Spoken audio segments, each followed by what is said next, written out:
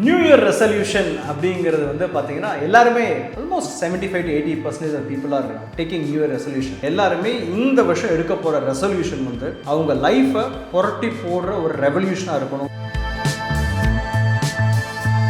இந்த நியூ இயருக்கு அவங்க எடுக்க வேண்டிய ரெசல்யூஷன், ஃபஸ்ட்டு ரெசல்யூஷன் என்னவாக இருக்கும்னா, இந்த வருஷம் டெட் ஃப்ரீ இயராக அவங்க ரெசல்யூஷன் எடுக்க முடியுமான்னு பார்க்கணும். அதாவது எந்த வித கடனும் வாங்காமல், எதுவுமே கடன் வாங்காமல் இந்த வருஷம் நான் 2025 டெட் ஃப்ரீயாக நான் மாற்ற முடியுமா அப்படிங்கிறத பார்க்கணும்.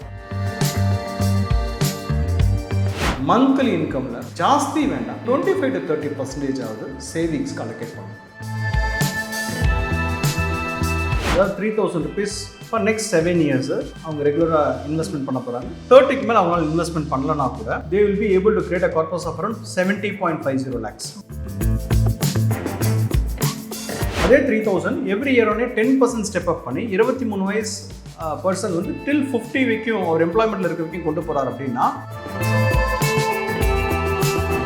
and when he is reaching say about 100, he is going to give back close about.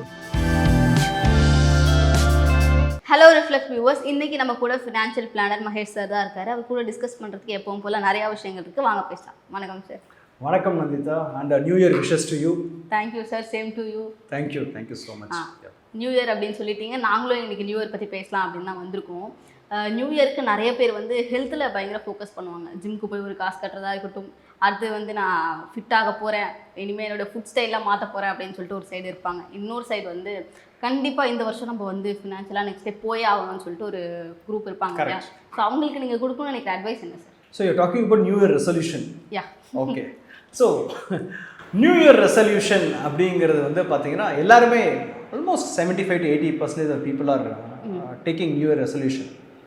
ஆனால் இந்த நியூ இயர் ரெசல்யூஷன் பார்த்தீங்கன்னா ஃபஸ்ட்டு ஒரு 20 நாள் 21 நாளைக்கு மேலே அந்த ரெசல்யூஷன் வந்து அந்த பொங்கல் வரைக்கும் தான் வரும். பொங்கல் மேக்ஸிமம் 20-21 days அவ்வளோதான். அதுக்கப்புறம் அந்த ஃபோக்கஸ் டைல்யூட் ஆகிடும். They will go back to the previous years life. அது அப்படியே கண்டினியூஸாக போகிற மாதிரி தான் பண்ணுவாங்க. இந்த வருஷம் அந்த மாதிரி இருக்கக்கூடாதுங்கிறது தான் என்னோட ஆசையும் கூட. எல்லாருமே இந்த வருஷம் எடுக்க போகிற ரெசல்யூஷன் வந்து அவங்க லைஃப்பை புரட்டி போடுற ஒரு ரெவல்யூஷனாக இருக்கணுங்கிற மாதிரி தான் நான் விருப்பப்படுறேன். ஓகே. அப்போ நீங்கள் கேட்ட கொஷனுக்கு வந்து இந்த வருஷம் ஈஸியாக ஃபாலோ பண்ணுற மாதிரி சொல்கிறேன். ரொம்ப காம்ப்ளிகேட்லாம் பண்ணிக்கல, எல்லாராலையும் ஈஸியாக ஃபாலோ பண்ணுற மாதிரி சொல்கிறேன். ஃபஸ்ட் அண்ட் ஃபோர்மோஸ்ட் திங், இந்த நியூ இயருக்கு அவங்க எடுக்க வேண்டிய ரெசல்யூஷன், ஃபஸ்ட்டு ரெசல்யூஷன் என்னவாக இருக்கும்னா, இந்த வருஷம் டெட் ஃப்ரீ இயராக அவங்க ரெசல்யூஷன் எடுக்க முடியுமான்னு பார்க்கணும். First resolution dead free year. அதாவது எந்த வித கடனும் வாங்காமல், ஸ்டார்டிங் ஃப்ரம் மொபைலாக இருக்கலாம், லேப்டாப்பாக இருக்கலாம், வீடாக கூட இருக்கலாம், காராக கூட இருக்கலாம், எதுவுமே கடன் வாங்காமல் இந்த வருஷம் நான் 2025 டெட் ஃப்ரீயாக நான் மாற்ற முடியுமா அப்படிங்கிறத பார்க்கணும். ஓகே. சிம்பிளா? சிம்பிள். செகண்ட், அவங்க ஆல்ரெடி ஏதாவது லோன் போயிட்டுருக்கு, இஎம்ஐ ஏதாவது போயிட்டுருக்கு அப்படின்னா இதை கொஞ்சம் கொஞ்சமாக கர்டைல் பண்ணிவிட்டு, கொஞ்சம் கொஞ்சமாக குறைச்சிட்டு, அவங்களோட மாதாந்திர சம்பளத்தில் 30% எக்ஸீட் ஆகாத மாதிரி கொஞ்சம் கொஞ்சமாக குறைச்சிட்டு வரணும். Okay. So this will give them lot of peace. கண்டிப்பாக. இதுவும் பண்ண முடியுமா? தேர்டு, அவங்களோட மந்த்லி இன்கமில் ஜாஸ்தி வேண்டாம், 25-30% ஆகுது சேவிங்ஸ்க்கு அலோகேட் பண்ணணும்.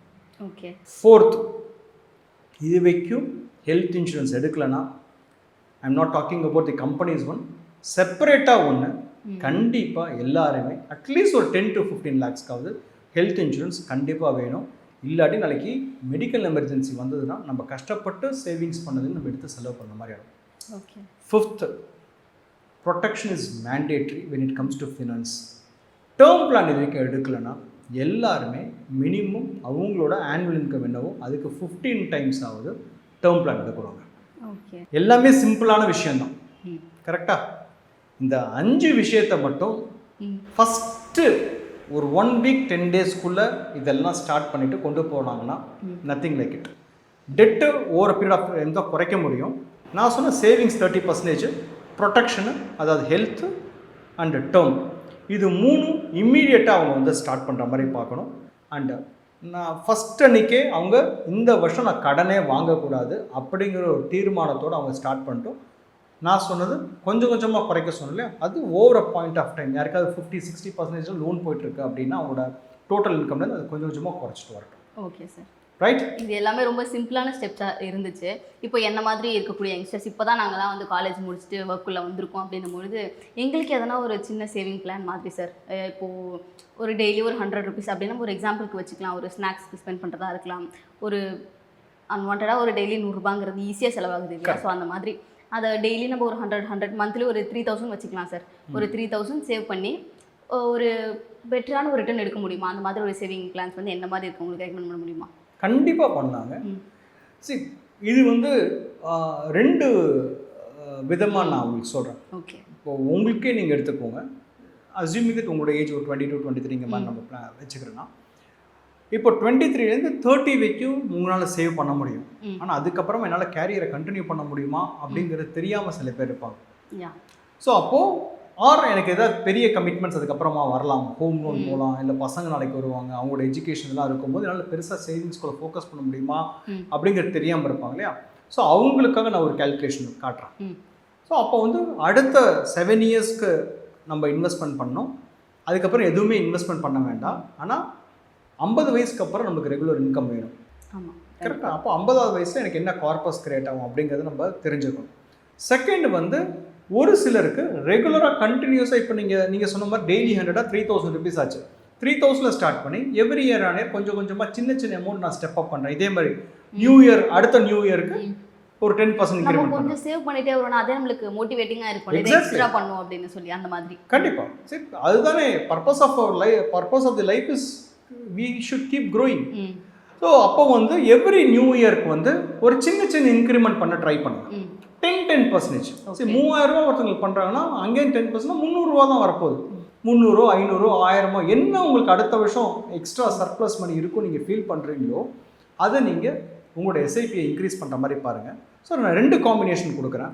ஒன்று, ஒரு ஷார்ட் டேர்ம் ஒரு 7 இயர்ஸ் வரைக்கும் கட்டிட்டு அதுக்கப்புறமா கட்ட முடியலனா கூட உங்களால் ஒரு ரீசனபிள் கார்பஸ் பில் பண்ண முடியும். செகண்ட் வந்து நீங்கள் இங்கேருந்து ஸ்டார்ட் பண்ணி டில் 50 வரைக்கும் நீங்கள் ரெகுலராக கொண்டு போனீங்கன்னா உங்களுக்கு என்ன மாதிரியான ஒரு இம்பாக்ட் கிரியேட் பண்ணும் அப்படிங்கிறத சொல்கிறேன்.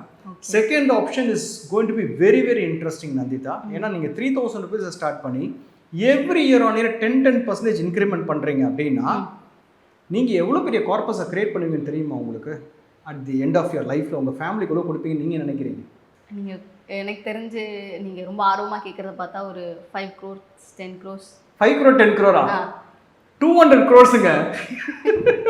200 crores is the corpus which you are going to build to your family apart from the monthly income. வாங்க கால்குலேஷன் குள்ள போலாம். இப்போ நான் எதையாச்சும் வாங்கி ஆகணுமே அப்படிங்கிற மைண்ட் செட் வந்துரும்னு நினைக்கிறேன்.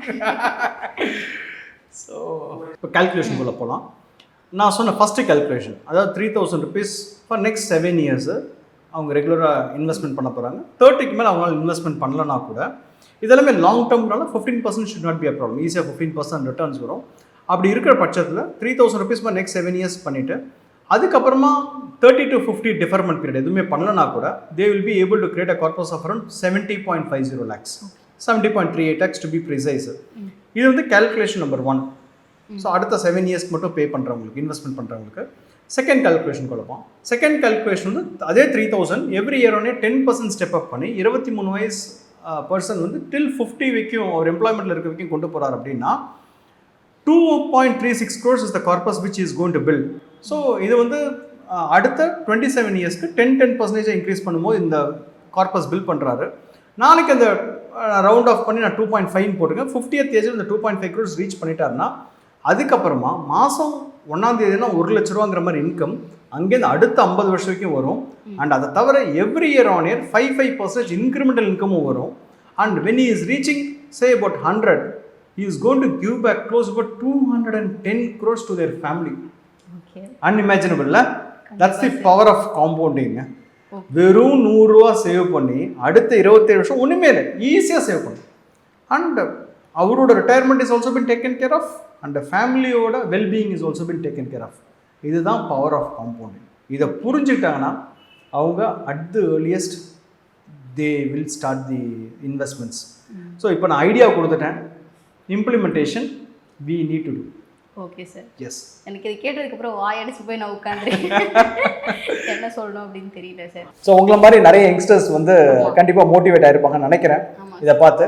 ஸோ எல்லாராலையும் பண்ண முடியுங்க. 3000 rupees is not a big deal. So please get it started at the earliest. ஏன்னா நீங்கள் எவ்வளோக்கு ஏர்லியராக ஸ்டார்ட் பண்ணுறீங்களோ காம்பவுண்டிங்கோட எஃபெக்டே it will work over a period of time தான். ஸோ அதனால் வந்து ஏர்லியர் தி பெட்டர். அவ்வளோக்குள்ள பெரிய கார்பஸ் நம்மளால் பில் பண்ண முடியும்.